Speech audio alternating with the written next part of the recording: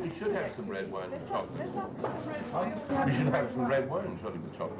Yeah. Red wine's horrible with chocolate. No, I didn't. No. I would guess that we're actually going from the top of the range to the bottom of the range in one go. Yeah. I think they're the best. This looks like Really broken, quite natural. You know, Yeah. I mean, listen to this. When you couldn't hear it there, but it snaps. It's very zen, like the sound of one hand clapping. Smell the colours. That's what I was saying to Vera earlier. I like it to snap. This is hardly worth eating. No. Simply not worth eating. There is a very Here, hard. do you want my half-eaten one? Thank you. Now those look enormously familiar to me. Well, that's very synthetic, isn't it? What do you mean when you, I think I know, but what do you mean by when you say synthetic? There's nothing... Sorry, I was just going to say there's nothing natural. Well, there's also a kind of fake sharpness in there, which is not a natural. That's what I mean. I think it's sharp. It's got a sharp and bright taste. I It's find not that quite natural. pleasing. That would be, to me, universally popular in my family. Yeah, but My kids that's, like but that's that. grazing food, isn't it? Grazing Yeah. chocolate. It's not actual. I'm not a snob about that. I think that's a good chocolate. I'd rather have I wouldn't knock one it of off. the early ones. No. I have my own voice, but I think that's quite good. Well, you can have the other one then. There's one left. Take it Have over. mine. Take it over the family. Take it over the family. Absolutely. Can't get rid of it. I like that one. I like You milk like that chocolate. one? I like milk chocolate. Ah, I see. Yeah. I've got a sweet tooth. Oh, yes, of course you said. That's right. That I think would be probably my favourite one. Yeah. This one here. Yeah. Yes. They're like eating makeup, aren't they? No. I don't know. Straight back to my childhood. Oh, it is childhood. Oh, There was always the one in the box. There was always one that tasted like this, wasn't there? It tastes like my grandma. The taste of it is so sweet. After you've eaten good chocolate, you really can't. Yeah. And the funny thing is, you know, that we all reckon on what 60% cocoa butter for a good plain chocolate. Sure. The bestseller mass produces 34%. I mean, this is Yeah, which proves the point, isn't it? But actually, people in the mass market don't like good chocolate, isn't it? But you couldn't cope with that chocolate. Which one? This one? Not really. This one? Yeah. I thought you ordered some red wine. I did. It's coming. The problem, Sarah, when we eat or taste anything, what we have the picture in our head is terribly important in determining the taste. And we're so used to having chocolate that's brown, it seems to me, that there's always a kind of slight shock. I can't get around that slight shock. Yeah, You know, the shock, yeah. Because it's not brown. Yeah, because visually good chocolate's got a brown luster Exactly. sheen to it, and when you Yeah. see a white product, It's you say, wrong somehow. you say it's wrong. Yeah. And I personally, don't mind the colour. I think it's... I wouldn't say I that. don't mind the colour, but it sort of makes me unk. It is embarrassing coming to a tasting where I have to use my glasses. That's a real kind of defeat one, isn't it? Absolutely. Terrible. No, you couldn't be James Bond. No, absolutely not. Bye-bye. You tried hard. Oh, that's lovely. Oh my God. Can I tip up some of my empties? We have some empties here as well. Throughout the war, I kept a shoebox full of bars of chocolate as a reserve, as something I knew. In fact, they had one of these huge bars, which they brought out again recently, you know, just ginormous, about an inch thick. And I kept that throughout the war, and when the war was over, I gorged it. I'd like something to clean my mouth. You can nice homely desserts. Heavily processed. I was once invited to a chocolate tasting. Is it Monsieur Lang's? One of the great... Monsieur Lang. Monsieur Lang's. The The Monsieur Lang's of France. Robert. Invited to a chocolate tasting, and I had so much chocolate, I came out, and I was as high as a canary afterwards. I couldn't get my key into my car lock. But that was that. It was nothing but chocolate. He would have used the finest. No. And it was absolutely... It's probably cannabis. No, it wasn't cannabis, it was simply... Now, did you not know that they've recently discovered in California that the chemical properties that are naturally found in the cocoa bean are very similar to those found in cannabis? Well, yeah. And it doesn't produce acne. Well, Always wanting and the dog likes it. And you caress it then in the mouth. Yeah. Caress it in your mouth. yes. Caress it in the mouth, it's beautiful. Orgasmic. I wouldn't go that far. At the very beginning, that we had almost the top and the bottom of the chocolate range on the first round, it seems to me. And that's kind of put the parameters of all the other chocolates we've had in between. Yeah. And the thin ones were just simply superb, and the rest is hardly no point eating. Yeah, but I think the combination of the flavours. No, on the first platter. On the bars. first platter. On the bars. On the bars.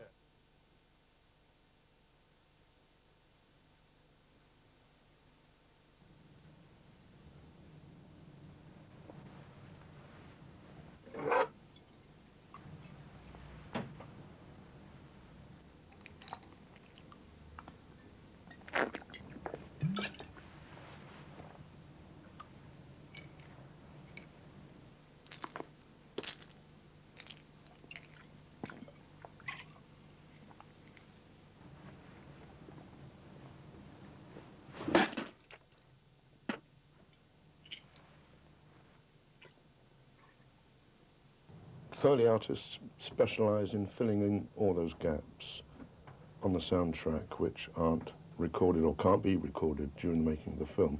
Whether it's people moving about on the set, in domestic situations, you might have somebody making a cup of tea, running up and downstairs. Basically anything that happens on screen. You look at The Lost World or something like that, all the dinosaurs that are being shot are being created on computer. They don't exist. So there is no sound. So there's no sound. So we have to make that sound. Someone has to make that sound. And that's what we do, is make that sound for those things.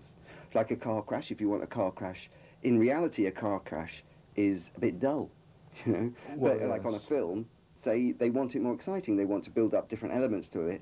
So to heighten the action. So when the car crashes, you hear glass, you hear metal screeching, and so we're effectively making it more exciting.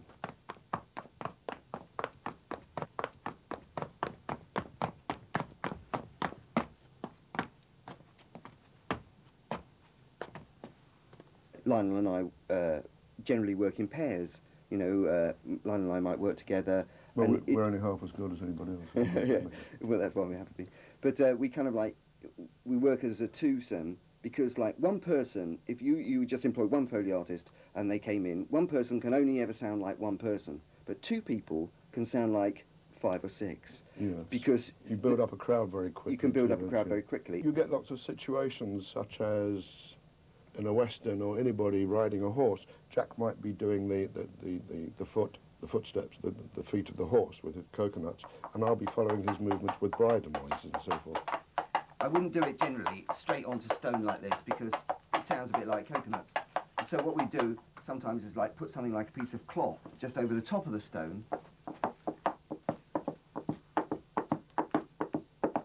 and it just takes off that kind of like coconutty ring. That's good, Lionel. And I do a spooky thing as well, which is you do lots of spooky, which is kind of strange, really. I don't know whether it's just me. I don't know, Lionel. Do you do this? Try me. But suddenly I'm walking along in London, and I've had this happen to me several times. I walk along in London, and I start following other people's footsteps. You know, I hear someone synchronising myself to someone else in the street. Someone's walking like boom, boom, boom, boom, and I suddenly find myself thinking, yeah, boom, boom, oh, I can do that, boom, boom, boom, and I'm following them. Well, we get on well together, and your high heels sound so nice. So usually they have a man and a woman working together, because traditionally the woman produces the high heel sounds, but on this programme, high heels feature quite a lot.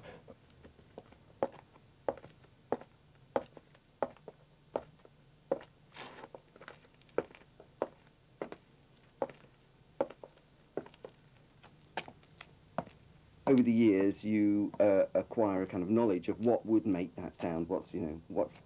How could I do that? And that's effectively part of our expertise, isn't it? That's what the job is all about, creating a sound which, when synchronised with the visual, looks as though it's the sound that was recorded when they did the scene. And if that works, then we're home and dry. That's the object of the exercise. It can be quite an interesting challenge, usually.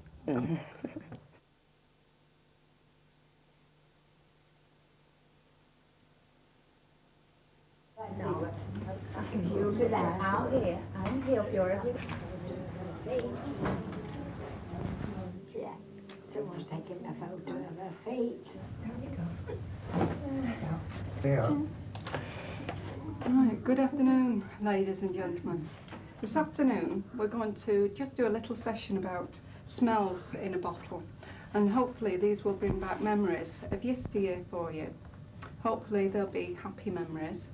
If they are sad memories and you feel that it's coming over you a little bit too much, please let me know and we'll leave the room with you.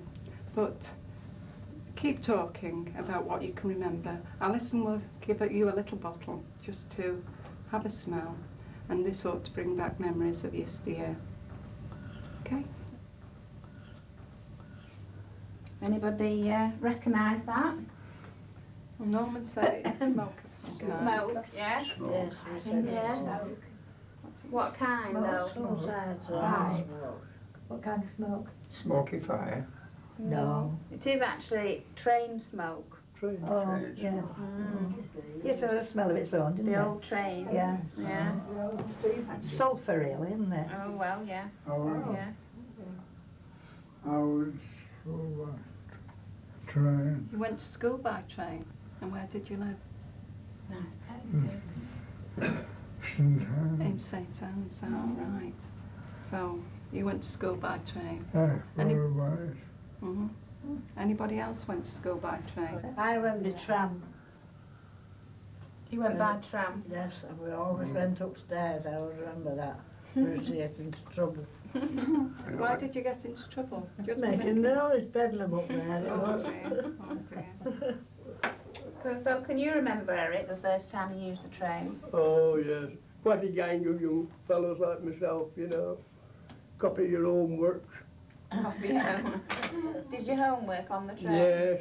Used to do it on the, some of it. And then the following morning it would all be checked off by the master. And about 7 of us all had the same answers.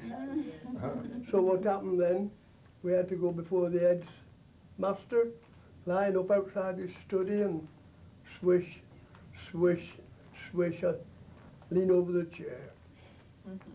You didn't copy any homeworks after Didn't that. do that again. The school that I went to. What about holidays? Did anybody go away for the day Been on the the train? platform, holiday time, and with my mum, and as soon as the train came round the bend, gosh, I used to get a lump like that, you know. Oh, it's exciting, you know, it's lovely. And we always came to St Annes, and that was trains to me, and I love them still. I go anywhere to see the trains, you know. Lovely. Yeah. Lovely memories. One thing I remember when I was a youngster, my dad used to keep hens, had a hen pen, things like that. Well, when we wanted any more hens, we used to go down to Manchester. Yeah. Was it at the market there? And we'd go down on the tram, change at Wood, on to Manchester, and I'd come back with hen under each arm, alive. And my dad would do the same. Now, what I couldn't understand, how did my dad get his money out of his pocket to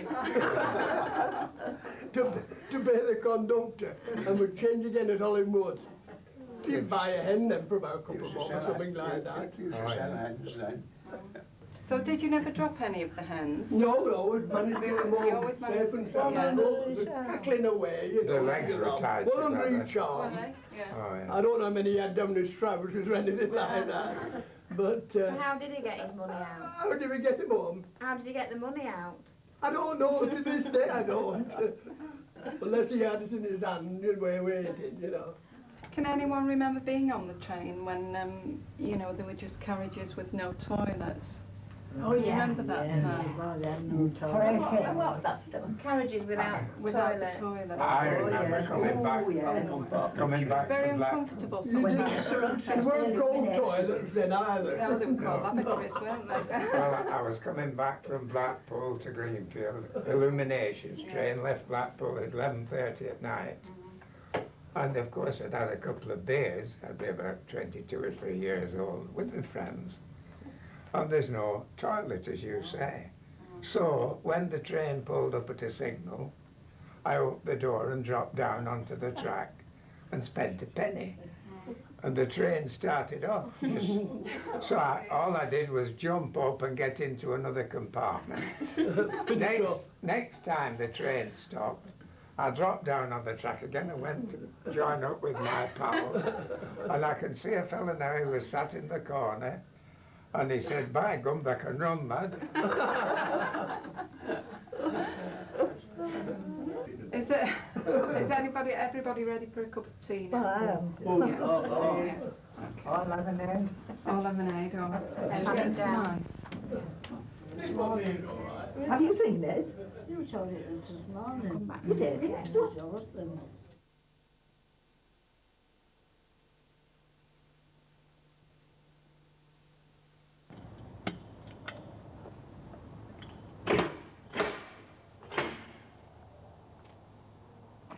Now, if they want to keep people like myself and other people out there safe, what they've got to do is make them very, very, very, very, very, very strong.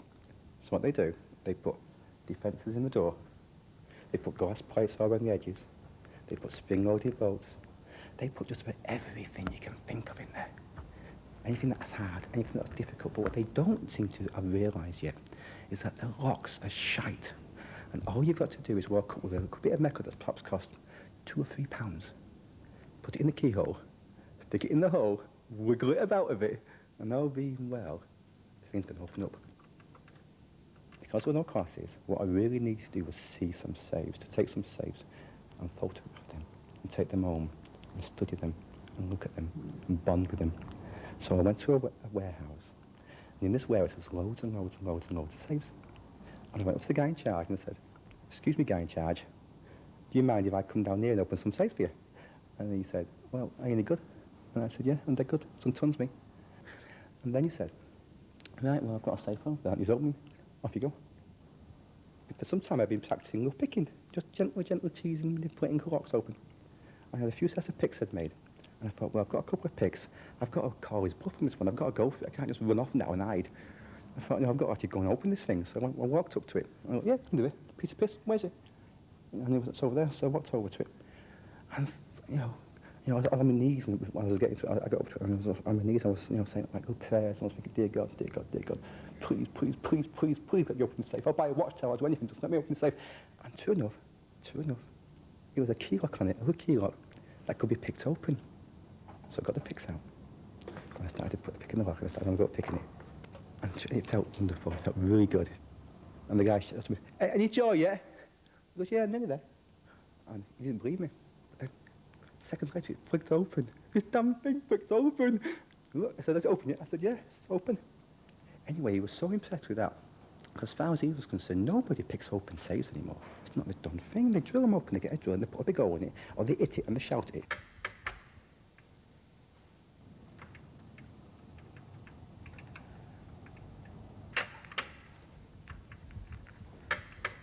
I've done classes before now, and you've seen people, maybe only one or two can seem to just get it open, and other people are just sitting there until they're blue in the face, and they're thinking, "Oh, bollocks, do this. It is not going to open." Yeah, somebody else can come along and they can just get the pick. I've done it myself, and I don't know what it is, I really don't.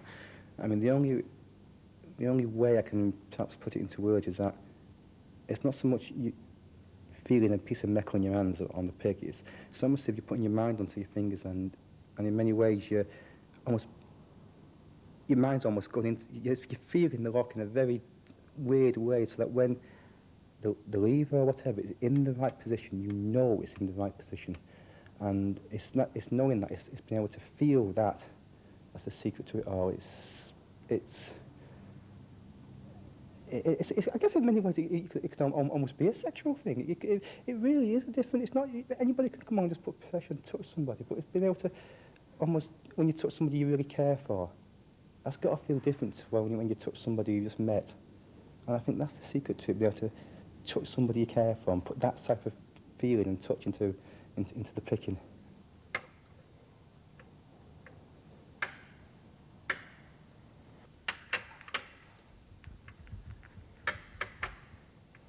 Once got a call from a friend of mine in Birmingham, and he says, "Tom, it's Jockey here from Birmingham. We've got 2 safes, I want you to open, can you come and do it for us?" I said, "Yeah, sure, look, anything you like, what is it?" So I've got these 2 safes. I said, "They're the tan diamonds." Dun, dun, dun. No, tan diamond, they're the best of the best. This is a safe that you cannot open. This is like the creme de la creme. So anyway, I went up to Birmingham and looked at these safes, and true enough, there were tan diamonds, true enough, there was 2 locks in each, and true enough, I couldn't open them. So I just need to take a few measurements, Doctor, and I'll go back, make the tool, come back tomorrow, piece of piss, get open for you. And the first part I did was to decode the lock. We had to go in there and we had very, very sensitively feel for a certain point in the lock on each of the 10 levers. So we put the tool in and we felt it. 1, 2, took the measurements, decoded it, made up the tool, and click, the first one opened. Then we did the second one. Click. Well, that was orgasmic. I mean, that was just sex.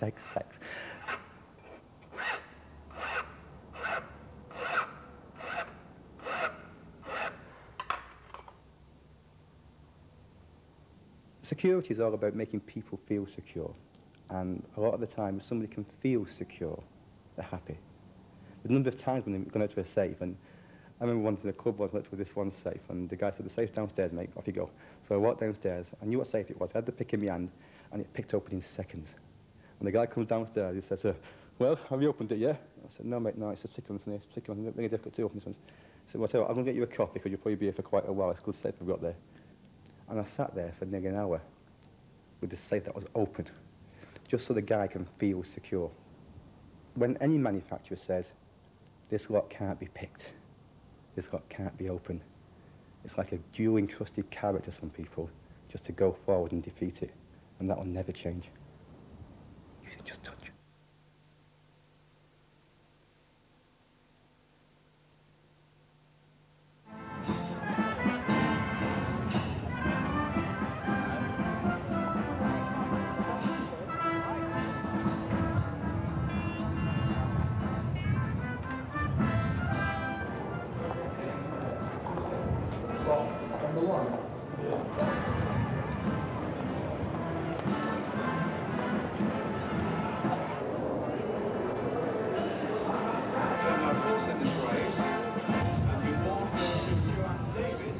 Responsible for horse number 1, all mates. As horse number 1, all mates, the best turn down. Just one stop, that's amazing for this lift. Thank you very much.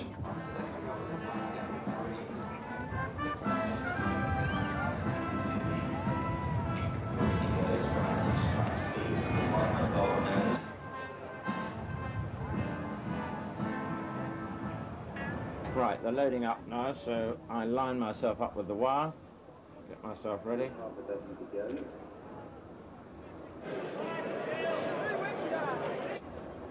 Outside Manana's horse. High clear horse on the near side. Sheikh Mohammed's grey going in. One to go.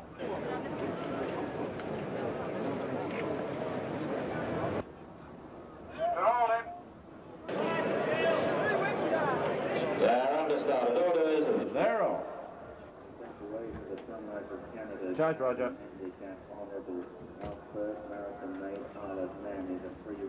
So run through them where I can see it. The Diablo colours are always confusing because as you look at them there on the screen, all you can see is the maroon of his shoulders. So we've got Bard, Sheikh, Diablo, Pink, Chevrons, High Clear, Cheveley, Arga, Yellow, and Manana. From in second, Honourable, then Marathon Maid towards the end. Heritage has got much closer now, and then back in the field, then to Darcy on the outside of Darapur, followed one from last by Arctic Owl, and a length and a half last. Towards the outside and line fourth. So they've still got about a mile to run. The wide of Heritage has got much closer now, and then back in the field, then to Darcy on the outside of Darapur, followed one from last by Arctic Owl, and a length and a half last. Across the course down the centre. Right, they're coming into the straight now. One horse out on the far rails. 3 furlongs, bring up the nocturnes.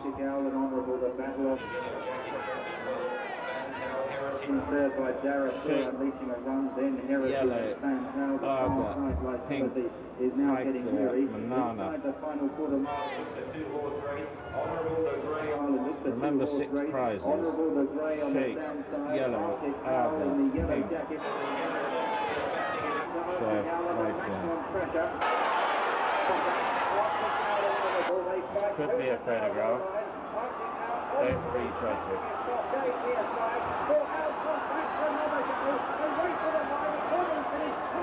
Sheikh, Yellow, Arga, Sheikh, Pink, Diamond. Photograph, photograph.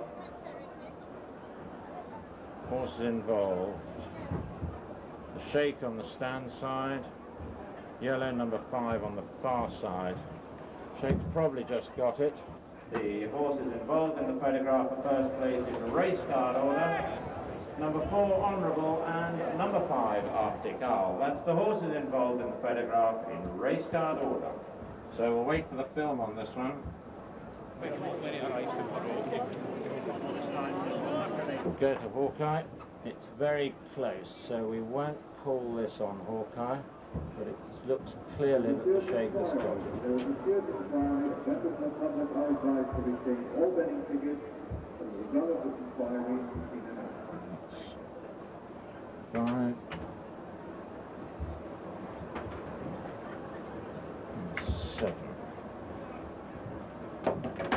distances are going to be a short head and 2 lengths. Let's play that up.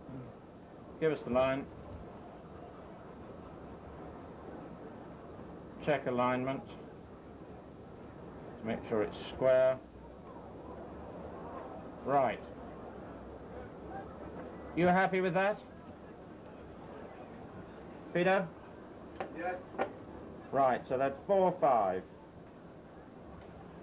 Here's the result of the photograph for first place. First, number 4.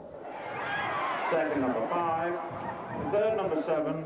Fourth, number 8. Fifth, number 10. And sixth, number 9. The distances were a short head and 2 lengths. A short head and 2 lengths. The official time of the winning horse, 2 minutes 43.24 seconds. 4 minutes 43.24 seconds.